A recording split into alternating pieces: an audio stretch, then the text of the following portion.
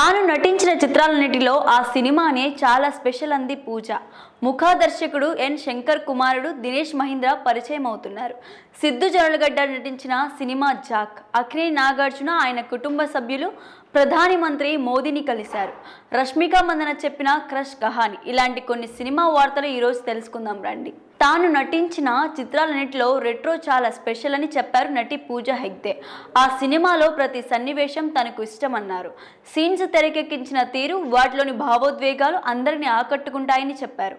తానింకా పూర్తి సినిమా చూడలేదని చెప్పారు. సిద్ధు జొన్నలగడ్డ నటించిన సినిమా జాక్. ఇటీవల ఈ సినిమా టీజర్ విడుదలైంది. ఇది ప్రేక్షకులను మెప్పించింది.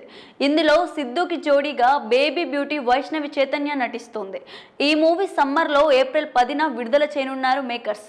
వయసుతో సంబంధం లేకుండా ఇప్పుడు అందరి ప్రేమాభిమానాలు సొంతం చేసుకుంటున్నారన్నారు రష్మిక మందన. సినీ ప్రియుల ప్రేమను అందుకోవడం ఎంతో ఆనందంగా ఉందన్నారు. చదువుకునే రోజుల్లో తాను కాలేజ్ క్రష్ అని, ఆ తర్వాత కర్ణాటక క్రష్ అని, ఇప్పుడు నేషనల్ క్రష్ అయ్యానని చెప్పారు రష్మిక మందన. అక్కినేని నాగార్జున ఆయన కుటుంబ సభ్యులు ప్రధాని మంత్రి మోదీని కలిశారు. లెజెండ్ అక్కినేని నాగేశ్వరరావు గురించి యార్లగడ్డ లక్ష్మీ ప్రసాద్ రాసిన అక్కినేని విరాట్ వ్యక్తి పుస్తకాన్ని ప్రధాని చేతుల మీదుగా విడుదల చేశారు. ఈ కార్యక్రమంలో అమల, నాగ చైతన్య, శోభిత పాల్గొన్నారు. ప్రముఖ దర్శకుడు ఎన్ శంకర్ కుమారుడు దినేష్ మహీంద్ర పరిచయం అవుతున్నారు.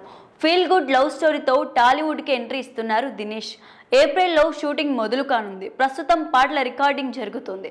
ఆర్ఎక్స్ క్రియేషన్ సంస్థ ఈ చిత్రాన్ని తెరకెక్కిస్తోంది.